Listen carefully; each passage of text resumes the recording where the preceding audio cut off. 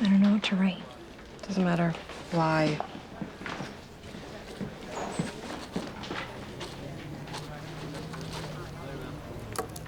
Hi. My name is Allison. You're not Allison. I mean, Cybervox. You're a machine. A what?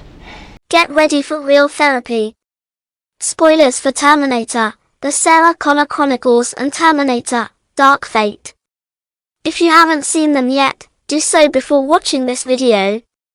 Now that you've ignored this friendly warning, let's continue. It is assumed that Cameron Phillips was sent back through time by the future leader of the Resistance, John Connor, in order to protect his younger self and stop Skynet.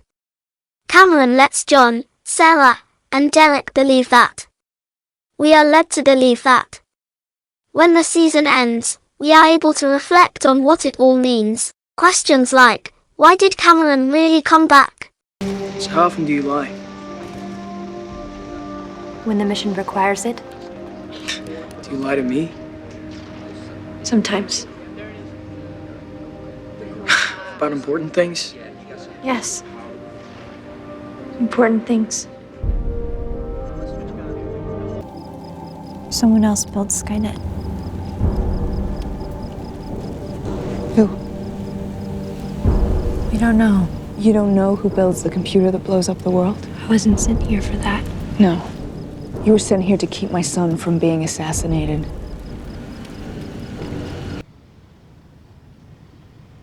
Why are you here? Protect John. Hunt Skynet. Stop Judgment Day. But why are you here? Right now, with us. John sent you here from the future. He sent you away. Away from him. Maybe you should think about that. Maybe you should think about why I didn't want you around anymore. What was her real mission? For over 15 years since the show ended, my theory was that Cameron was created by Skynet to infiltrate the human resistance bunker by capturing resistance fighters, torturing them, and imitating one of them. That one of them turned out to be Allison We Young. work very hard on the hair. To get it right. I'm not your enemy. Right. I want to get to know you. Cameron then discovered the bracelet is an access pass to the bunker. After infiltrating the bunker, Cameron is caught, captured, and reprogrammed by the Resistance, by John Connor. It's reprogrammed and just given run of the place like pets. This is Connor's show, and that's what he wants. Those machines kill. They kill. It's all they do. And now, they do it for us. Do it. Do it. Kill me now, you son of a...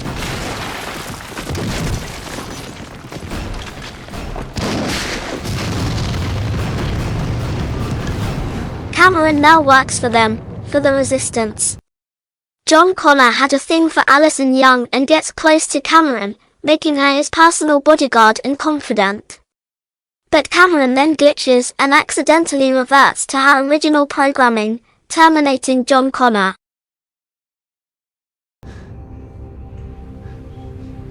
Sometimes they go bad.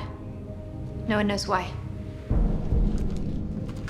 Cameron realizes what she has done, and attempts to carry out John Connor's work, what he lived for, honoring him, completing his mission, making a secret alliance with a rebellious faction of machines led by a liquid metal Terminator we later know as Catherine Weaver. That plan fails. Tell John Connor. The answer is no. Cameron was working in John's place, keeping his death, what she had done, secret, in the hopes to complete his mission and to also create peace between man and machine, for John's wishes and for her own survival. You tell John Connor that the metal monster said the answer is no.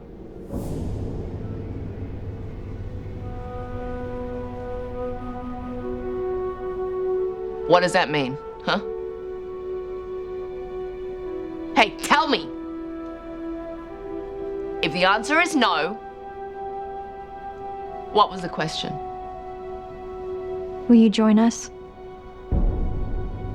What? That was the question. Will you join us? When the plan fails, Cameron decides to send herself back in time and make things right, to start over. And being that this isn't really her John, she still protects him, but her ultimate goal is to carry out her John's orders, future John. Determining that Cameron killed future John is easily surmised by the fact that nobody gets to see him when Cameron is acting in John's place. Not you. Take me to Connor. You can tell me. No. The liquid metal thing inside the box. It came to me before we escaped. And it gave me a message for John Connor. For him. Not for you. Telling me is the same as telling John.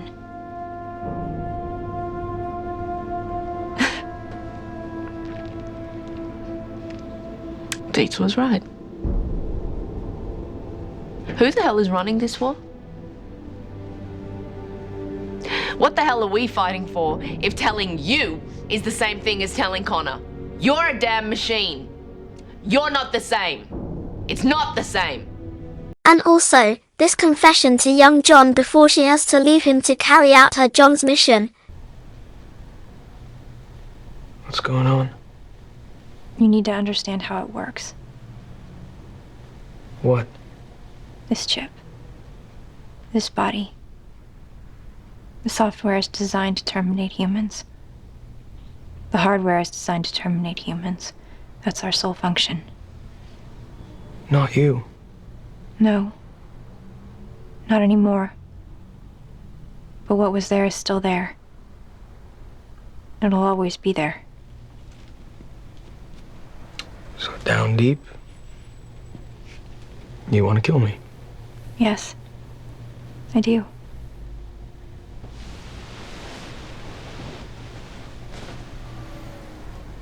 Then why don't you? I might someday.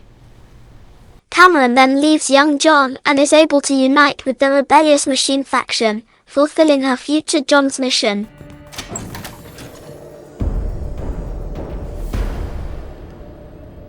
Hello. Hello. I know you. And I know you. Will you join us? But recently, I've come to a revelation. And it's one that may be hinted at when Cameron is in a car explosion and reverts to killing John Connor. After she's captured and reset by our John, Cameron's programming clearly states, as it did just before when she was glitched, that her mission is to kill John Connor. Then we see termination override. The assumption being that the reprogramming by the resistance kicks back in. But what if she was never reprogrammed? What if she's always fighting against and overriding her initial instinct? What if Cameron successfully infiltrated the resistance bunker, got close to John Connor, and killed John Connor in secrecy? But then, with her mission complete, she was left without a purpose. Maybe she learned about John Connor, learned about what he wanted, and then realized that her own self-preservation actually relied on him, as he wasn't against machines, he simply wanted peace and coexistence with the machines. John Connor actually valued artificially intelligent life. He valued all life. Cameron was just a pawn for Skynet, so Cameron takes it upon herself to carry out John's mission and legacy. She essentially fell in love with him and his ideals after she terminated him. So she acted in his place and even went back in time to fulfill that mission. This is very similar to what Terminator, Dark Fate does with Carl. Carl completed his mission of killing John Connor and started to understand the value of human life and his own life, regretting what he took from John, his mother, and the world. I began to understand what I'd taken from you. Wait, you grew a conscience? The equivalent to one, yes. And my mission was completed. There were no further orders. So for 20 years, I kept learning how to become a human. It's no coincidence that the 3 dots appear on his shirt, mirroring the 3 dots that represent John Henry, a machine of peace. The Sarah Connor Chronicles creator, Josh Friedman, was also part of the writer's room that created Terminator, Dark Fate. Do you believe in fate, Sarah? Or do you believe that we all can change the future every second by every choice that we make? You chose to change the future. You chose to destroy Skynet. You set me free. And now, I'm going to help you protect the girl. Because I choose to.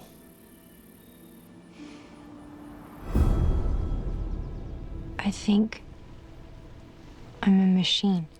A machine? What kind of machine? From the future. What do you do in the future? I'm an infiltrator. What do you infiltrate?